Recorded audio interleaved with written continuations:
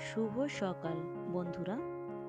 পুকুরের যে সাইডটা ভেঙে যাচ্ছিল সেই সাইডটায় এইভাবে খুঁড়ে ঢালাই দিয়ে খোলা দিয়ে ভালো করে পাইলিং করে নেওয়া হচ্ছে। দেখা যাক, আর হয়তো ভেঙে যাবে না। প্রায় অনেকটা গভীর করা হয়েছিল। বিকেলবেলা সবাই মিলে একটু এসেছিলাম মাঠের দিকে। এসেই ভালো কাজ হয়েছে।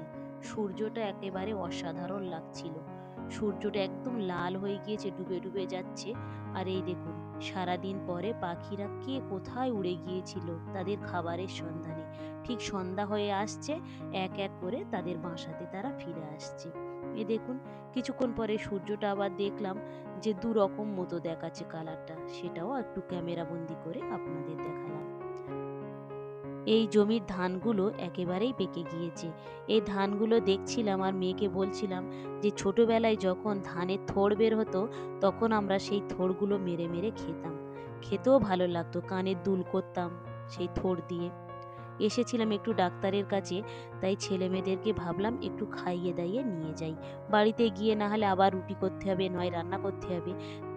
শীতকালে রাতে আবার বাড়িতে এসে খাওয়া দাওয়ার জোগাড় না করে তাই একটা রেস্টুরেন্টে ঢুকে গেলাম। আমরা এখান থেকে রাতের খাবারগুলো খেয়ে নেব।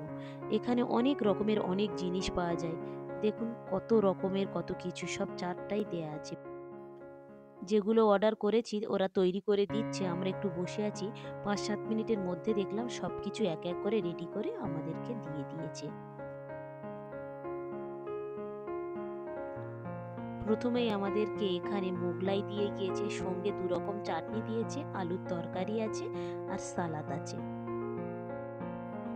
প্রত্যেকটা খাবার কিন্তু খুব সুন্দর ছিল, খুব গরম।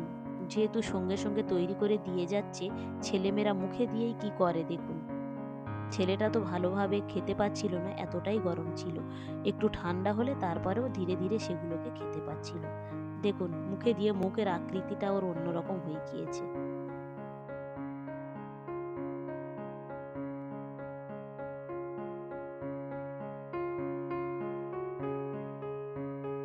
মোগলাইটা আলুর তরকারির থেকে চাটনি দিয়ে খেতে বেশি মজা লাগছিল।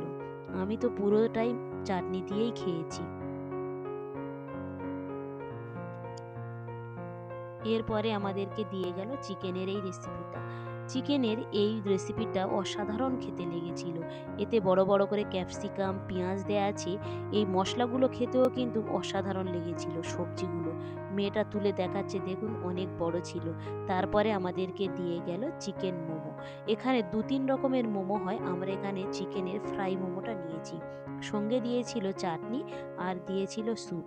স্যুপটা আমি প্রায় সবটাই খেয়েছিলাম, কারণ আমার একটু সর্দি লেগেছিল। গরম গরম স্যুপটা খেতে কিন্তু খুব ভালো লেগেছিল।